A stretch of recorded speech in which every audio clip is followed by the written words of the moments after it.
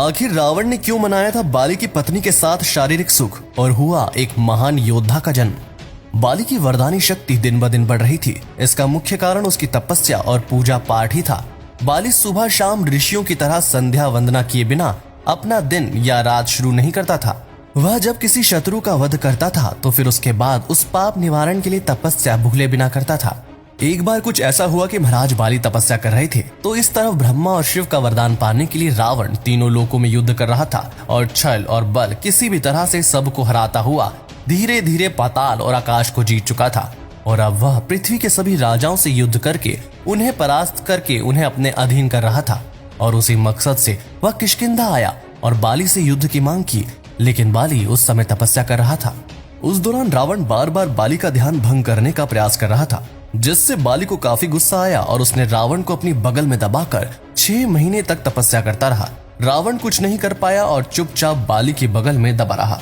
6 महीने बाद जब बाली की तपस्या खत्म हुई तो उसने रावण से पूछा, अब बताओ कि तुम युद्ध मांग रहे थे ना, तो अब चले मैदान में।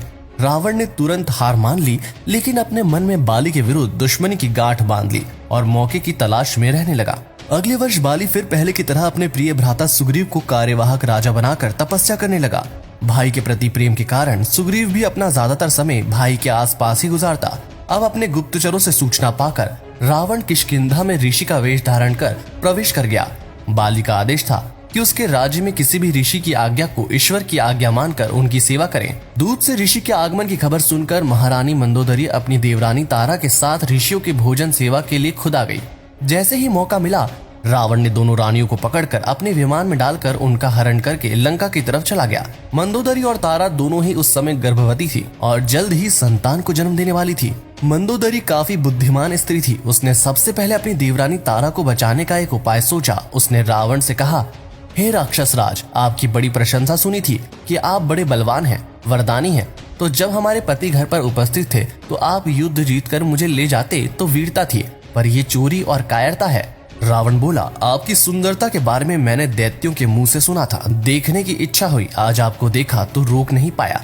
बाली को वरदान है कि उसके सामने कोई भी जीत नहीं सकता, इसलिए छल करना पड़ा और छल बल भी युद्ध नीति का अस्त्र है। मंदोदरी ने पूछा कि अगर तपस्या से लौटने के बाद बाली तुमको और तुम्हारे परिवार, प्रजा, सेना पर आक्रमण करके तुमको मार डालेगा तो क्या करोगे? दोनों ही राज्य के कितने सारे निर्दोष लोग मारे जाएंगे, क्या इसकी तुमको कोई चिंता नहीं या भय नहीं है? कौन बचाएगा? रावण बोला कि तुम जैसी सुंदरी अगर कुछ माह के लिए मेरी पत्नी रहे और उसके पश्चात मेरी मृत्यु भी हो जाए तो कोई बात नहीं, मैं तुम्हारे बिना नहीं रह सकता।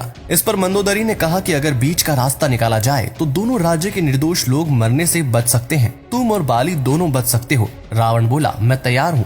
इस पर मंदोदरी ने कहा कि मैं तुम्हारे साथ चलूंगी, पर मेरी देवरानी तारा को किष्किंधा में छोड़ना होगा। रावण ने उसकी बात मान ली और तारा को वापस किष्किंधा छोड़ने चल पड़ा और तारा को महल की छत पर उतार दिया। वह फिर मंदोदरी को लेकर चलने लगा तो मंदोदरी ने कहा कि मैंने सुना है कि आपकी गर्जना इतनी भयानक है कि जिसको सुनकर महिलाओं के साथ पशुओं के भी गर्भ गिर जाते हैं। रावण ने कहा, ये सच है? तो मंदोदरी बोली कि मैं वो गर्जना सुनना चाहती हूँ। रावण ने बड़ा अट्टहास्य किया कि जिसके कारण पूरे ब्रह्मांड में आवाज गूंज गई। इतनी भय आवाज से रानी मंदोदरी का गर्भ गिर गया और उनका पुत्र समय से पहले ही पैदा हो गया। ये मंदोदरी का दूसरा त्याग था और अपने और बाली पुत्र की रक्षा करने का बुद्धिमानी पूर्ण फैसला था। अब मंदोदरी ने फिर से प्रार्थना की कि इस बच्चे को तारा के पास छोड़ दो ताकि इसका पालन पोषण हो सके। इस निर्दोष को आप, ये जिसका है उसी को देखकर मानवता का परिचय दीजिए। रावण ने फिर से विमान वापस लिया और मंदोदरी को महल की छत पर उतारकर बच्चे को तारा को सौंपने की छूट दी। मंदोदरी ने अपना बालक तारा को देकर कहा कि आज मैं अपना अंग, अपना बेटा आपको दान कर रही हूँ। आज से आप ही इसकी माता होंगी। पुत्र तो माता के शरीर का अंग होता है, इसलिए इसका नाम अंगद है। अब मुझे अपने राज्य, आपको और अपने पुत्र को बचाने के लिए रावण के साथ जाना होगा। ऐसा कहकर वह रावण के साथ लंका चली गई। रावण ने मंदोदरी से गंधर्व विवाह करके उसे लंका की महारानी बना दिया और उसके बाद मंदोदरी रावण से गर्भवती हो गई। तो दोस्तों, हम उम्मीद करते हैं कि आपको पता चल गया होगा कि बाली की पत्नी मंदोदरी कैसे बनी रावण की पत्नी।